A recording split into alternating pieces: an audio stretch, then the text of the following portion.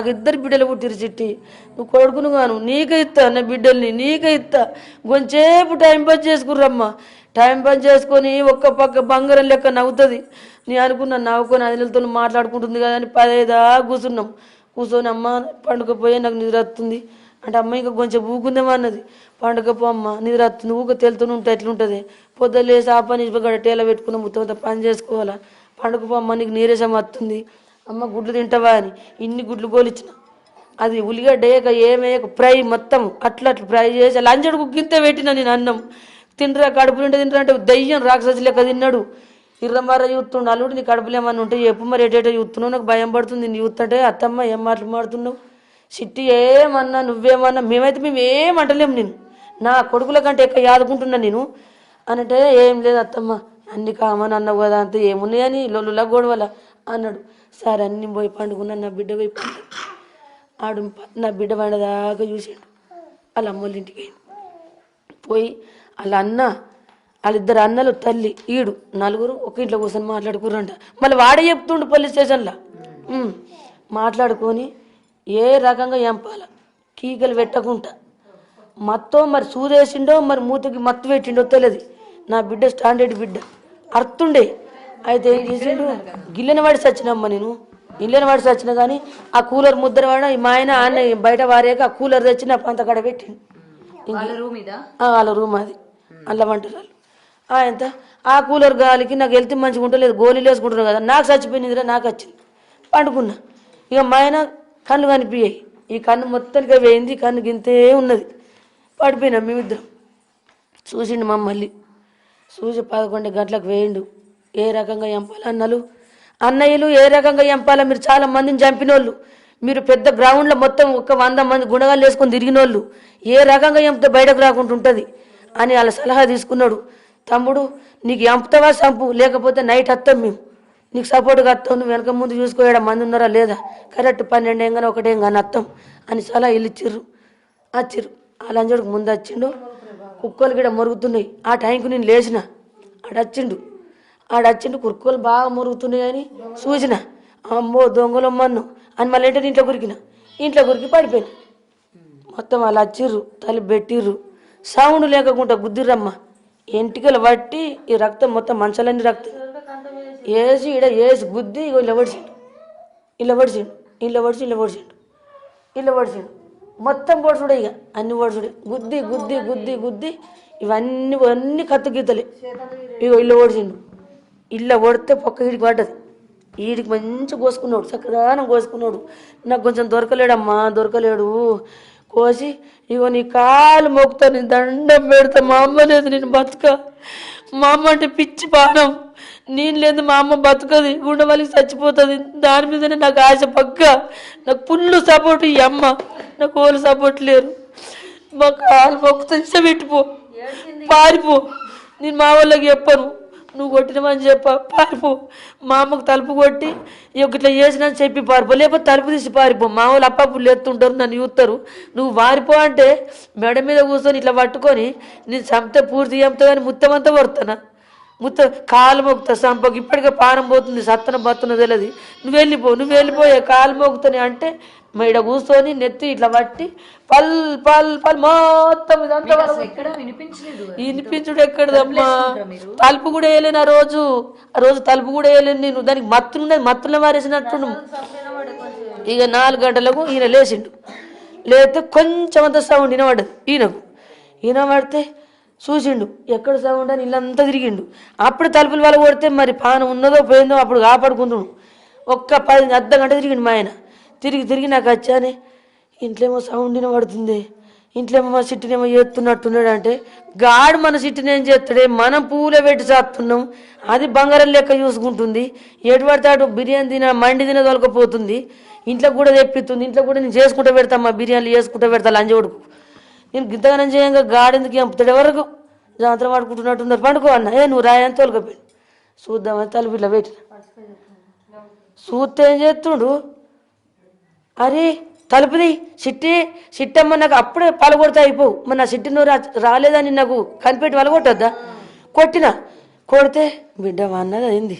వీడేం చేసిండు పక్క నవ్విండు, సిట్టి ఉండు ఊక జాతర పడుతూ ఉండు సిట్టి ఉండు అనుకుంటే పక్క నవ్వుతా నేను నా పిజ్జ గుద్దా నేనేమన్నా వాళ్ళు జాతర వాడుకుంటున్నట్టు ఇది తలుపు తిజ్జత మానం పోతుంది నాడు ఇంట్లో పోదాంప నవ్వుకోబట్టి సిట్టి అని అనైనా బట్టి మా సిట్టి అది నవ్వుడు ఎక్కడ దాని పానం పోయింది వీడు ఒక్కడే నవ్వి నటిస్తుండు సిట్టి ఉండు సిట్టి చూడ మీ వాళ్ళు అత్తురుండు ఆయన అబ్బో జాంతరం వాడుకుంటున్నట్టున్నారు పద్దు జాంతరం కాదే ఆయన మాట నేను ఇన్లేనమ్మా ఇన్లే జాంతరం కాదంటే సిట్టి చూడవు నువ్వు బగ్గలాగా లొల్లి పెట్టబడితే వాళ్ళు రాబట్టి అబ్బో ఇది ఉన్నట్టున్నది అని ఆయన తోలుకుపోయి పన్నాక నిద్ర పడతలేదు నాకు తలుపు కొట్టన్నా మళ్ళీ ఒకసారి పోతాను 10 నిమిషాలు అయినాక మళ్ళీ ఒకసారి పోయినా చూసిన ఏ సౌండ్ లేదు 4:30 తెల్లవారుజాము ఏం సౌండ్ లేదు కదా లేచి ఆకిలా నుడుచుకుంటా అని ఆయన లేచిండు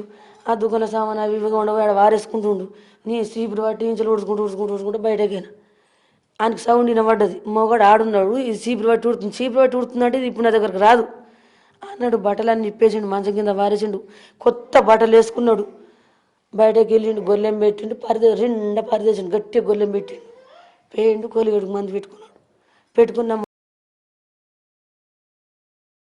లొల్లి అయిందని అందున కొంచెం అయినాక అడుగుతా ఈ లేవంగానే అందుకోవద్దు మనం అప్పుడు అడిగినా నాకు దొరికిపోతుండే నాకు కూసున్నది ఏంటిదో రాక్షసి కూసున్నది సరే ఉండని అని ఊడ్చిన నేను బయటకు ఊడ్చుకుంటే మెట్టి దిగిపోతా కదా తోమిండు పుల్లాడ వారేసిండు నోట్లో నీళ్ళు కొట్టుకుంటూ దన్న బండేసుకు ఉరుకుడు పెడుతుండు నేను వెనక మరి చూస్తే గిట్లు ఉరుకుతుండేది అని నేను చీపురాడ వారేసిన ఏమైనా కథ చేసిండమ్మా ఇంట్లో అని ఉరికొచ్చి గోళ్ళని తీసి తీసిన బెడ్ మీద నా బిడ్డ లేదు కింద చూసేవారికి మొత్తం రక్తం నిండిపోయింది మొత్తం పెయ్యి అంత రక్తమే అయ్యో ఇదేం కరమని నీ బిడ్డో అని లేట్ చేసేవారికి ఇట్లా అన్నారు నా పానం అనేవి కళ్ళు లేవి ఇక తిరమర్రి అయినాయి ఇక ఎట్లా అని మా వాళ్ళకి ఫోన్ చేసిన రారో ఇక నేను ఎట్లు ఉరకాలి అడిగి చెప్పడానికి కూడా నోరెత్తలేదు రారే ఏమో వేసిండే లంజోడికి ఏం వేసిండే అనుకో మా వాళ్ళు అందరు వచ్చి అయ్యో అని కీకలు కొట్టి వేసుకుని దావకాలకు వరకు పానం ఇవి కొంచెం కూడా పానం లేదు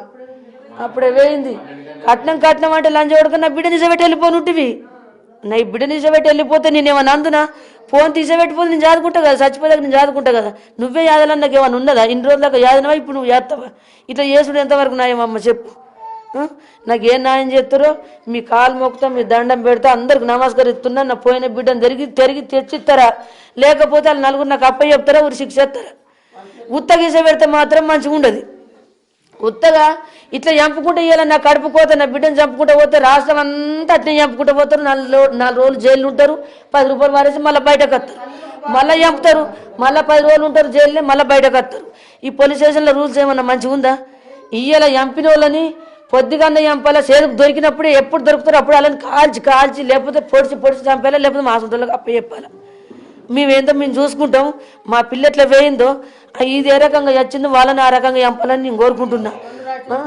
2 రాష్ట్రాలకు మొక్కుతున్నా కోట్ల మంది ఫోన్లు చేస్తుర్రమ్మా కోట్ల మంది లైవ్లో వస్తున్నాయి ఇంటికి నీ బిడ్డనికి ఇట్లా ఇంట్లో ఉండి నువ్వు ఎట్లా చంపుకున్నావు నువ్వు ఒక మనిషివేనంటుర్రు నన్ను ఆ రేవంత్ రెడ్డికి నమస్కారం ఆ ఎంపీలకి నమస్కారం అది కవితమ్మకు చంద్రబాబునికి పవన్ కళ్యాణ్ గారికి సీతక్కకు ముక్కోటి ఎక్కడెక్కడ మంది ఉన్నారో వాళ్ళొక దేవతల లెక్క నాకు నా బిడ్డకి హెల్ప్ చేయాలని కోరుకుంటున్నా ఇటువంటి నాకు వచ్చిన కట్టం ఎవరికి రావద్దు వాళ్ళని నలుగురిని చంపాలని నేను మనస్ఫూర్తిగా కోరుకుంటున్నా మరి ఏం చేస్తారో నా బతుకు మీ చేతులు ఉన్నది మరి నేను చచ్చిపోవన్నా మొన్న వేన ధరణ ఎత్తని పోతే ఏమంటారు నేను శిక్షలు ఎత్తాం చంపే హక్కు లేదు శిక్ష మేము ఎత్తాం మరి దీని చంపే హక్కు ఏమున్నది దీని కాలు గోరి పాటి కాదు వాడు అనంగా దీన్ని ఇసబెట్టిపోనుంటివి నేను అనుకున్నా కదా నేను బారేసుకుంటానా చచ్చేదాకా యాదుకుంటా నాకు ఎవరైనా సరే నచ్చకపోతే ఇసబెట్టి పోవాలా ప్రతి అమ్మాయిని ఏ అమ్మాయినైనా అస్సలు చంపద్దు నీకు నచ్చలేదా లొల్లైందా గొడవైందా అయిందా కాలేదా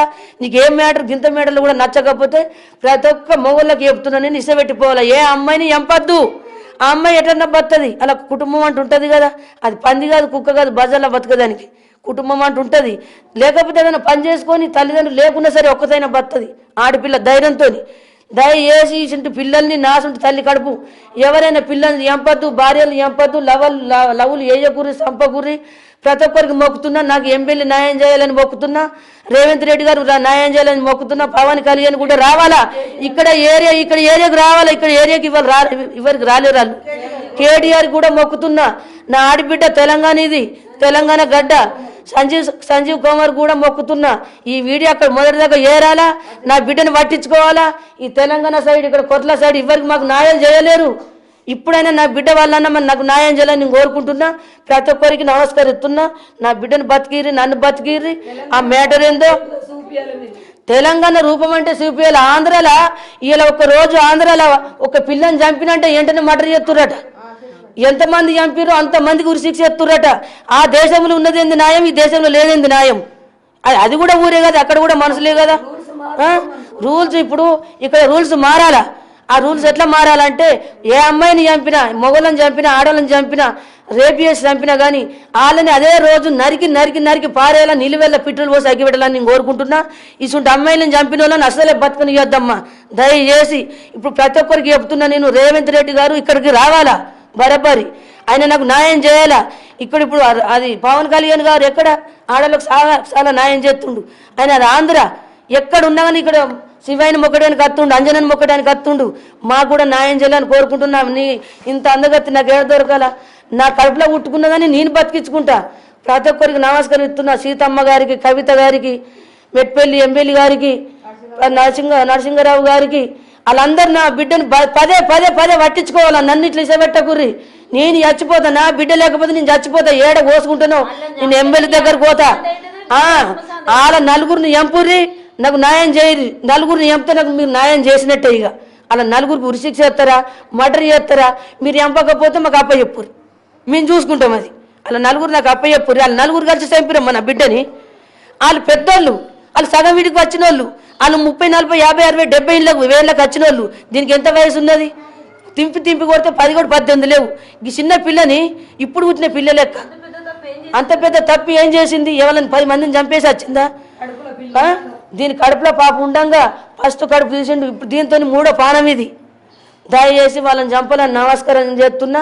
వాళ్ళకు మరి ఉరిశిక్ష ఎత్తారా? శిక్ష మాత్రమే వేయకుర్రి. శిక్ష ఎత్తే మాత్రం మీ పాలకు దండం పెడుతున్న. శిక్ష ఎత్తే మాకు మనసు అంత ఉండదు. ఈ దేశానికి న్యాయం జరగదు. శిక్షలు వేయకుర్రి.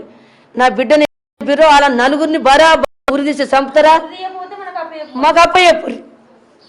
అట్లా ఇప్పుడు రూల్స్ మార్చుకోరు. ఇప్పుడు పోలీసు వాళ్ళు ఏమంటారు, రూల్స్ లేదంటారు. ఈ నా బిడ్డ వల్ల రూల్స్ మారాల.